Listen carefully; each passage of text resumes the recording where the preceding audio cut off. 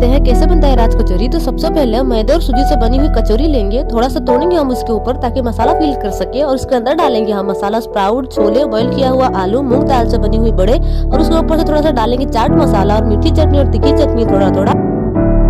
अब हम इस कचौरी को अच्छे से भर देंगे मीठी दही से, और ऊपर से डालेंगे उसमें थोड़ा सा तीखी चटनी और मीठी चटनी।